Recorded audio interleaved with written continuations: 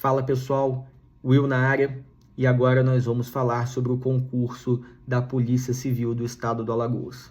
Beleza? Vou rapidamente, direto ao ponto, e não é um vídeo sobre repetir informação básica do edital. Isso aí, na minha opinião, você consegue abrir o edital em 20 minutos, você já mapeou o edital, já viu tudo que tinha de importante e já está pronto para os estudos. Então, em 30 segundos eu vou só repetir aqui as informações cruciais. São 150 vagas, mais 150 de cadastro de reserva, com salário inicial ali na casa dos R$ 5.000. A prova é do Sebrasp no estilo certo e errado. Inscrições de 3 de agosto até 11 de setembro. Data da prova, 6 de dezembro, então vocês vão ter um tempo bom de preparação. Serão 120 itens, dos quais 50 são de conhecimentos gerais e 70 conhecimentos específicos. Você terá uma prova de redação de 20 linhas, valendo 5 pontos, sobre temas de atualidades. Beleza? Cumprido isso aí, agora vamos começar a falar do que interessa. A questão é, o edital ele é só a ponta do iceberg. Se você vê o edital, é a coisa mínima que você tem que fazer. Tá? A questão é, a investigação ela tem que ser muito mais profunda, você tem que se preparar de uma forma muito mais profunda. Talvez você, nesse momento, esteja indo na direção errada e se não corrigir a rota agora, que ainda dá tempo, você vai ficar pelo caminho. Tá? Nesse vídeo, eu vou falar com você sobre discursiva fatiada, matriz SED, poder preditivo, sobre como chutar na prova, como estudar e revisar.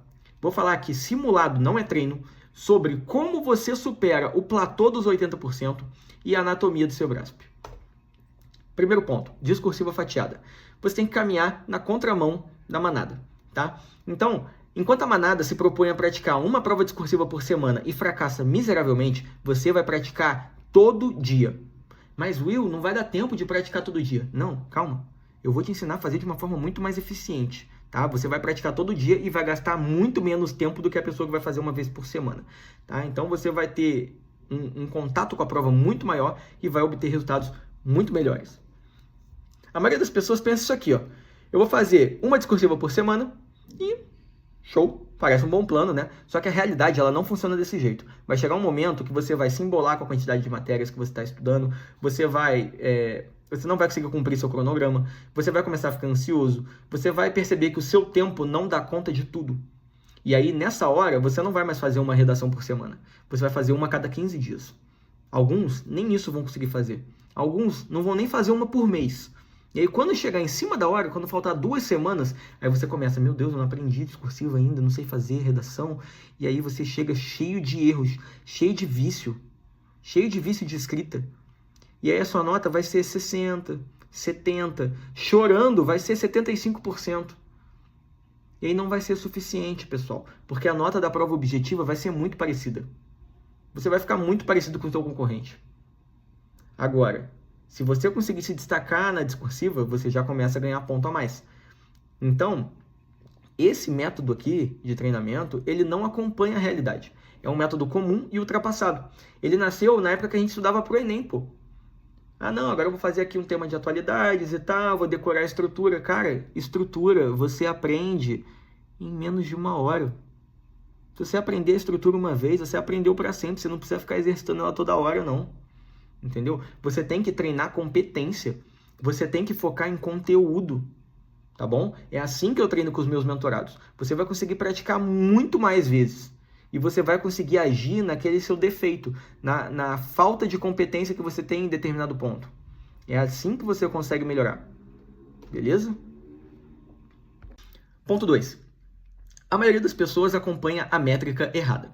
Embora as questões do Sebrasp sejam relativamente rápidas de solucionar, você vai ter cerca de 1,5 minutos por item, tá? Então, por mais que você tenha tempo, é uma frase curta, simples, as decisões que você vai tomar são sob pressão. Você vai fazer 150 questões desta maneira, e você não vai fazer elas só uma vez. Você vai passar, aí vai ter questão que você vai ficar em dúvida, vai pular, depois você vai voltar. Então, você vai tomar inúmeras, mais de 200 decisões sob pressão num curtíssimo espaço de tempo.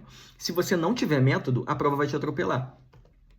E aí, aqui eu falo para vocês uma coisa que a maioria não se atenta. Vamos lá, deixa eu adivinhar. Quando você erra uma questão, o que é que você faz? Você volta na matéria, você abre o PDF, você vê uma videoaula, você resolve um punhado de questões. O problema é que quando você faz isso, você está solucionando uma parte do problema. A gente aprendeu a resolver as nossas deficiências de estudo com mais estudo. Beleza. Quando o seu problema é falta de conhecimento, ou seja, quando você está estudando direito constitucional, né, está estudando poder legislativo, beleza. Aí tem as competências do Senado Federal. E você não se lembra, você não sabe direito, você não conseguiu internalizar corretamente esse conhecimento, com certeza a melhor maneira de você resolver esse problema é voltar na teoria e massificar aquilo ali, até você aprender. O problema é que muitas vezes você erra uma questão e não é por falta de conhecimento. Muitas vezes você erra porque você erra na execução, ou seja, você sabia responder, mas você executou mal. E muitas vezes você simplesmente decidiu mal. Você pode, por exemplo, uma questão que você ia marcar certo, você muda de ideia no gabarito e marca errado em cima da hora. Quando você olha, o gabarito inicial estava correto, tá? Então, existem erros que não estão associados à falta de conhecimento. E como é que você vai resolver erros que estão relacionados a outros aspectos? Estudando mais. Você não vai melhorar. E aí, isso faz link quando eu falar com você sobre o platô dos 80%. Por quê? Porque você consegue evoluir rapidamente até um certo nível e depois não é mais falta de conhecimento. Depois, não é que faltou questão, não é que faltou ler mais o PDF, não é isso que faltou para você. Faltou aprender a fazer prova, beleza? Então, esse é um detalhe muito importante. Você precisa começar a catalogar os seus erros, além de apenas voltar na matéria e treinar mais conhecimento. Tá? Então você tem que melhorar a sua capacidade de executar e a capacidade de decidir, beleza? Eu chamo isso aqui, né? A gente faz o registro geralmente só do acerto, né? Então você tá lá com a sua planilha bonitinha e aí você executou 50 questões hoje, beleza? Aí você marca, eu acertei 40, errei 10, você vê a estatística e pensa, preciso estudar mais, preciso melhorar. Você não está fazendo um real diagnóstico da sua capacidade de tomar decisão, da sua capacidade de leitura de prova. E com isso, você fica sempre andando em círculos, você fica fazendo uma revisão incompleta, uma revisão que é só baseada em assistir mais aulas, voltar sempre no mesmo ponto, fazer mais questões. Você não corrige a raiz do problema, que é a sua tomada de decisão que está ruim e a sua execução de prova que também está ruim, beleza? Então, o melhor jeito de você catalogar, eu não deixei aqui o meu método completo, porque muita gente acaba copiando depois ali, divulgando como se a ideia fosse delas, mas você vai catalogar a questão, você vai categorizar qual tipo de erro você está cometendo, né? E você vai tentar entender as minúcias daquele erro, para que você realmente possa aprender e não errar novamente. Porque errar no treinamento é normal. Você não tem que ter medo de errar, você não tem que ter medo de ficar com um índice baixo na hora de treinar a questão. Você tem que ter medo de errar a questão na hora que está valendo, beleza? Então, o percentual de acertos é um placar. A categoria de erro é o diagnóstico. É ali que você realmente vai entender onde estão as suas fraquezas, tá? Então, o caderno de erros, ele é uma excelente ferramenta, ele é super indicado. O problema é quando você só está preocupado em errei ou não errei e você só cataloga ali o que você está errando. Então, ele vai responder uma simples pergunta: o que foi que eu errei?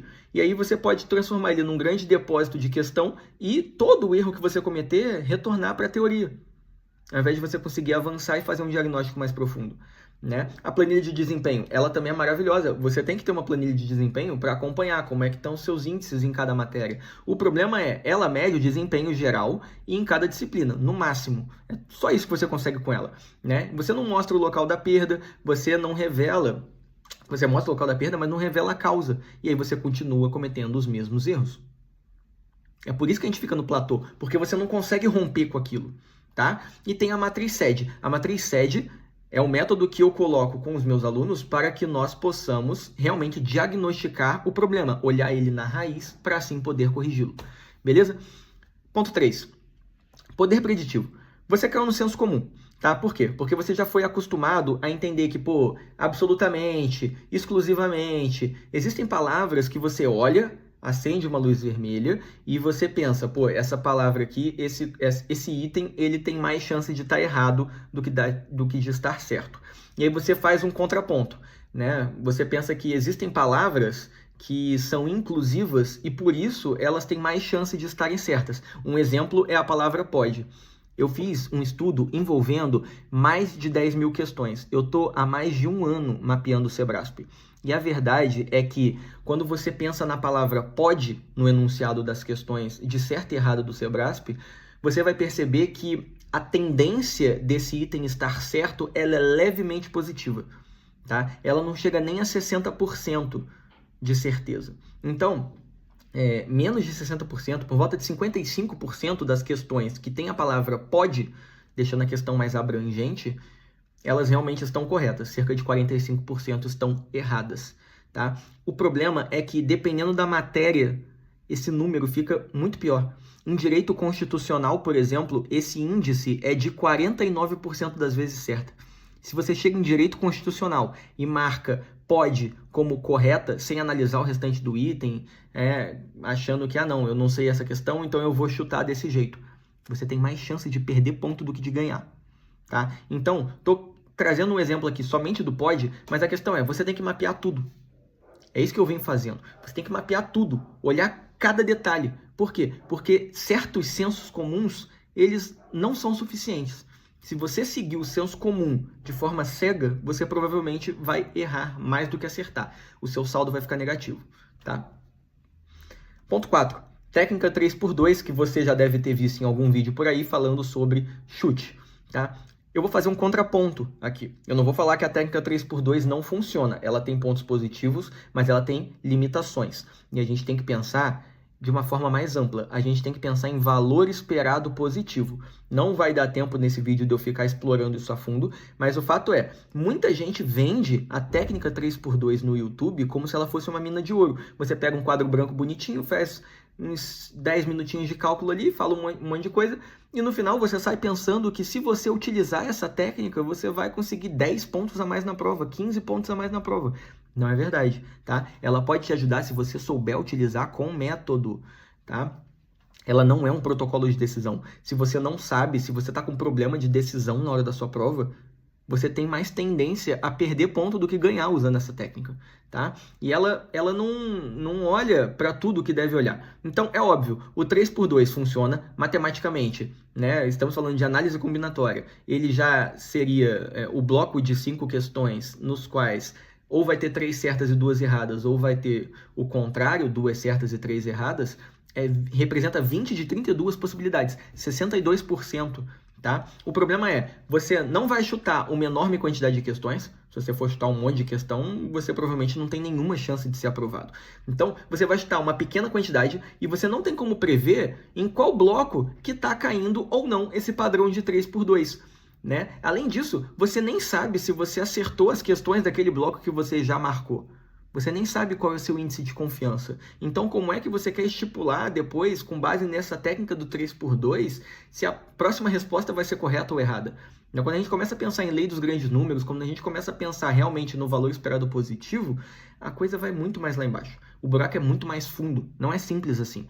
Então, permita-me ser a pessoa que vai estragar prazer aqui, mas eu preciso te alertar antes que você chegue no dia da prova e comece a fazer asneira. Beleza? Porque senão você vai chegar no dia da prova, vai tomar fumo e vai ter que estudar para outro concurso. Tá? Então, antes de você usar o método 3x2, eu separei 3 perguntas que você deve se fazer. Quantos itens você respondeu nesse bloco? Você checou o índice de confiança que você tem em cada um desses outros itens? O risco compensa a sua situação atual na prova? O 3x2 ele pode ser um sinal auxiliar. Ele pode ser um método que vai te auxiliar a tomar uma decisão quando você tem outros critérios bem embasados para pensar. Tá? Aí ele é um critério de desempate. O que ele não pode ser confundido é um método completo de decisão, porque ele não é. 5. Pós-edital é um jogo de prioridade. Então, como é que a gente vai tratar a revisão nessa etapa crucial? Você já teve tempo de fazer revisão, você já teve tempo de avançar nas teorias, você já teve tempo de fazer muita coisa até aqui. Se você deixou tudo para o pós-edital, eu lamento dizer, mas não vai dar tempo. Tá? Então, avançar nas matérias, compreender a banca, executar a questão e fazer aquela revisão de 24, 7 dias, 30 dias é utópico. Não dá tempo, você não consegue. Você não consegue, você vai ficar patinando no mesmo lugar. Beleza? Então, eu costumo falar para vocês, voltando aqui, eu costumo falar para vocês que nessa etapa vocês usem questões. Por quê? Questão, você está conhecendo um pouco mais da banca, você está exercitando de forma ativa e você não fica lá perdendo tempo com um monte de material de revisão que você não vai dar conta de olhar tudo. A matéria é infinita. Tem muita matéria nesse concurso. O concurso veio com um edital gigantesco, tá? Então, se você quiser ficar revisando as coisas, você não vai conseguir avançar. Você vai exercitar pouca questão e aí você vai sair em desvantagem comparado com o seu concorrente, que já está lá resolvendo 10, 20, 30 mil questões. Beleza? Simulado. Simulado, eu não recomendo. Simples assim. De verdade, se é para você fazer simulado, você está ali no máximo testando sua gestão de tempo, uma estratégia de resolução de prova. E tudo isso você consegue fazer resolvendo prova anterior. Só que o simulado foi desenvolvido pelo seu professor de cursinho. Já a prova anterior, ela foi desenvolvida pelo examinador do Sebrasp. O seu professor de cursinho, muitas vezes, ele vai lá no dia da prova e ele faz questões, ele faz a prova somente da matéria dele. Aí ele chega no final do dia da prova e ele faz aquela big análise, né? Faz lá a revisão de cada questão do concurso. Quantas vezes você viu o seu professor daquela matéria que você tanto confiou gabaritando a prova do Sebrasp? Ou de qualquer outro concurso que seja, de qualquer outra banca. Não costuma acontecer isso, certo? Geralmente a gente vê os professores errando, batendo cabeça, discordando da banca. Pois é. Então, do que adianta você querer fazer simulado com base no que esse professor que vai cometer erros também, esse professor que geralmente é um ex-concurseiro, você quer seguir ele? Muitas vezes, não tô menosprezando a competência, mas estou dizendo que é estrategicamente inferior a você pegar provas antigas e exercitar elas. Pegar a prova inteira, imprimir a prova inteira e fazer. No máximo, descartar ali aquelas matérias que não caem no seu concurso. Você faz o restante da prova.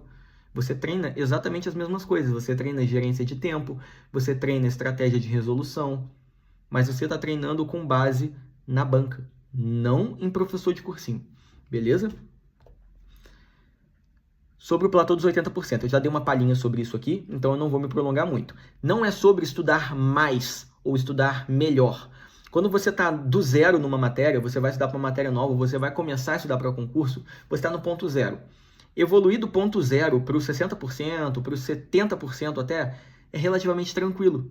Você consegue, você vai comendo a matéria, videoaula, questão, PDF, e você vai evoluindo rapidamente. Quando você chega ali na casa dos 60, opa, agora eu já atingi um certo nível de maturidade naquela matéria. Para você chegar de 60% a 80%, aí você já tem que dar uma melhorada. Você tem que olhar, pô, beleza, eu estou estudando de tal forma, mas aqui não está surtindo efeito. Então eu vou melhorar um pouco nisso aqui, eu vou me aprofundar um pouco mais em jurisprudência, eu vou entrar um pouco mais a fundo nessa parte aqui, eu vou fazer uma revisão, eu vou fazer mais questões. E aí você vai evoluindo aos pouquinhos. Não é no ritmo rápido, igual é do 0 a 60, mas você consegue evoluir, você consegue, com base no estudo, na melhora da sua técnica, você consegue chegar até aquela casa dos 80%, às vezes 82%, quem sabe 85%, e ali você chega no famigerado, você chega no platô, tá? E o problema é que quando você chega no platô, você já não consegue mais romper com aquilo. Você tem enorme dificuldade de sair daquele ponto. Por quê? Porque ali já não é mais sobre estudar mais ou estudar melhor. Ali você já tem que entrar naqueles outros dois sistemas de revisão, de melhoria, de diagnóstico do seu estudo, que eu falei lá atrás, né? Que é aquela matriz SED. Tá? Então, você tem que empregar a matriz SED e você tem que aprender o outro lado. São duas coisas que vão fazer o teu desempenho melhorar acima dos 80%. A primeira delas é a matriz SED, ou seja, eu estou fazendo questão, eu estou indo além de só analisar a estatística de quantas eu estou acertando e quantas eu estou errando. Eu estou indo além de só reforçar o meu estudo teórico. Não, agora eu começo a olhar para algo a mais, eu começo a olhar para o meu sistema de tomada de decisão. E eu começo a melhorar a forma como a minha mente pensa. Show de bola. E tem um outro detalhe que também faz, que é você se especializar na banca. Quando você se especializa na banca, você tende a entender melhor as nuances dela, as pegadinhas dela, o sistema dela de cobrar o conhecimento de uma determinada matéria. Porque vai ser completamente diferente da forma de outra banca cobrar aquela matéria. E você não consegue desenvolver isso só fazendo questão. Fazer questão é importantíssimo, mas você precisa realmente parar um tempinho e aprofundar, entender a banca, catalogar aquilo que você encontra, entende? É isso que eu venho fazendo nos últimos tempos. Não adianta você estudar a matéria e ignorar quem vai elaborar a prova. O Sebrasp é uma banca única, inteligente e traiçoeira. Não é só uma frase solta de certo ou errado. Por mais que você pense, né? Eu vou olhar só aquela frasezinha, ou tá certo ou tá errado e já era. Existe um núcleo naquela questão. Existem condições, a banca faz inversões, ela faz falsas causalidades, generalizações, e ela mistura tudo isso para te derrubar. Saber que a banca te penaliza com -1 a cada erro que você cometer, e mesmo assim você escolher só estudar a matéria e não entender a fundo como é que a banca funciona, beira o amadorismo. Mas, pessoal, nem tudo está no seu PDF, beleza? Você não vai conseguir dar conta de tudo só com base no seu PDF, na videoaula do seu professor favorito. Tem coisa, o conhecimento de banca, ele tá condensado, ele não está condensado em lugar nenhum. Ele está todo espalhado por aí. Você teria que fazer milhares de questões. Você teria que estudar vários aspectos comportamentais, aspectos cognitivos, aspectos no macro da banca Sebrasp para você conseguir chegar nesse resultado. Só que eu passei 1 ano fazendo isso. Eu estou há muito tempo treinando isso aí. Eu estou há mais de 10 mil questões analisando. Eu não faço 10 mil questões tipo, fiz essa, vou para a próxima. Não. Eu estou mapeando isso e eu transformei todo esse conhecimento que eu compilei nesse período todo no que eu chamo de código Sebrasp. Beleza? O jogo começa muito antes de abrir o caderno de prova. Você tem que entender a hora certa de chutar, porque sim, existe método de chute. Você tem como melhorar o seu desempenho através do chute, mas tem método para isso. Não é dica solta de YouTube. Você não vai assistir um vídeo de 10 minutos no YouTube e vai aprender isso aí. Tá? Dominar mecanismos e pegadinhas que o Sebrasp cria. Aprender a fazer uma prova na ordem certa e do jeito certo. Se você só abrir o caderno de prova e começar a fazer na ordem da prova, você vai sambar. Tá? Parar de controlar somente a porcentagem de acerto e perceber que existem outras torneiras que estão vazando pontos da sua prova. E você não adianta, você não vai conseguir corrigir esses problemas só na base de estudar mais. Você vai ter que analisar por outro prisma. Transformar seu caderno de erros num mecanismo muito mais poderoso. Entender as pegadinhas que o teu próprio cérebro te prega, porque não é só a banca que faz isso, e aprender como usá-lo ao seu favor. Descobrir as estatísticas que mudam sua forma de enxergar a prova. Você tem que enxergar de forma diferente. E além disso, você vai ter uma prova de redação. Então você também precisa dominar essa habilidade. Né? Praticar a discursiva com mais frequência e de modo fácil. Perder o cagaço de escrever na hora H. Se você não praticar, você vai continuar se cagando de medo da discursiva. E você vai ficar para trás, você vai tirar 60%, 70%. Às vezes nem isso. E você não vai ter chance. Fazer caber o seu conhecimento em 30 linhas de forma objetiva. Tem muita gente que até tem conhecimento, mas começa a escrever todo prolixo, todo enrolado. E aí não dá. Aprender a praticar uma estrutura na peça técnica, que não é o caso de vocês. Entender o padrão de resposta do Sebrasp para maximizar os pontos. Reduzir ruídos que tornam o seu texto confuso e prolixo. Otimizar seu estudo de discursiva para servir também como revisão. Chegar na casa dos 90%. Aí sim você se diferencia do seu concorrente. Se você tirar 90% da sua discursiva, aí você ganha pontos preciosos. Tá bom? E pensando nisso, pensando na necessidade de você entender os mecanismos da banca e você aprender a fazer uma boa prova discursiva, eu criei o que eu chamo de PC Alagoas Skills. Conquiste vantagem competitiva contra a concorrência. Tá? Então, é uma soma, né? Uma preparação tanto para a prova objetiva quanto para a prova discursiva. Você aprende o Código Sebrasp e você aprende o curso de discursiva da Polícia Civil de Alagoas. Tá? E eu empacotei esse conhecimento em 2 formas diferentes de entrega. A primeira delas é mais sofisticada, é um acompanhamento individual. Eu vou estar junto com você até o final. Beleza? É uma mentoria individual que eu chamo de O Olho. Eu te acompanho até a data da prova, eu identifico os gargalos da sua preparação, implemento o meu sistema SED e a minha curadoria de questões, que é uma seleção artesanal dos itens que mais se alinham com as suas necessidades, é personalizado para você. Crio temas de discursivas fatiados, corrijo 5 discursivas ou peça técnica, no seu caso vai ser uma redação, com feedback detalhado, não é feedbackzinho genérico. É o nível mais sofisticado de acompanhamento que eu ofereço. As vagas são limitadíssimas. Então, não sei quando é que você vai estar assistindo esse vídeo, mas saiba que você pode não ter disponibilidade para poder contratar esse serviço, tá? Mas a grande maioria das pessoas não tem condições ali de investir numa mentoria. E pensando nisso, eu penso na grande maioria das pessoas que a pessoa só quer ganhar o conhecimento. Ela fala, Will, eu não tenho condição de ter um acompanhamento individual, mas me manda o mapa do tesouro aí, que eu vou dar um jeito aqui. E essa pessoa, ela vai receber o mapa de ouro, tá? O PC Alagoas Skills. De um lado, você recebe o código Sebrasp, que é o mapa da mina de ouro para ganhar pontos na prova objetiva dissecando a mente do examinador. Do outro, você vai desenvolver competências práticas com o discursiva da Polícia Civil de Alagoas, equipado com o meu método de eficiência discursiva fatiada. Um bônus especial para vocês. Os 20 primeiros que adquirirem o Polícia Civil de Alagoas Skills vai receber o meu agente neural Will. É um agente de inteligência artificial feito exclusivamente para fazer a sua nota na prova discursiva subir, decolar. Ou seja, você vai mandar a redação em segundos, você vai receber um feedback completo. Vai parecer que sou eu do seu lado, só que vai ser um agente criado com tudo que tem aqui dentro da minha cabeça. Beleza? E aí você vai conseguir evoluir rapidamente para um nível excepcional de prova. Se você decidir seguir sozinho, só com o que eu já falei aqui nesse vídeo, eu tenho certeza que você vai ser capaz de mudar a lente pela qual você enxerga esse concurso. Mas, se você quiser a minha ajuda e chegar num nível além, chegou a hora de você dar o próximo passo. Você vai me chamar pelo WhatsApp, o número está aí na tela. Me fala que você veio por esse vídeo aqui e eu vou te dar ainda uma condição especial. E no WhatsApp eu vou te apresentar o restante dos detalhes, né? Vou apresentar o restante dos detalhes, tanto da mentoria quanto do PC Alagoas Skills. E aí você vai tirar suas dúvidas e tomar sua decisão final. Não se esqueça, olhe para aquilo que os seus concorrentes não enxergam. A vantagem competitiva nasce daquilo que você faz diferente deles. Você não vai chegar num lugar diferente do seu concorrente se você faz a mesma coisa que ele, se você segue os mesmos bizus que ele. Beleza? Começa a enxergar a prova de uma forma diferente. E aí, quem sabe, você vai conseguir obter sucesso e é isso que eu desejo para vocês. Fechou, pessoal? Então, isso é tudo que eu tinha para passar e desejo um excelente concurso para cada um de vocês. Se você tiver interesse em seguir comigo, eu te aguardo no WhatsApp para que a gente possa dar o próximo passo juntos. Fechou? Valeu, até a próxima!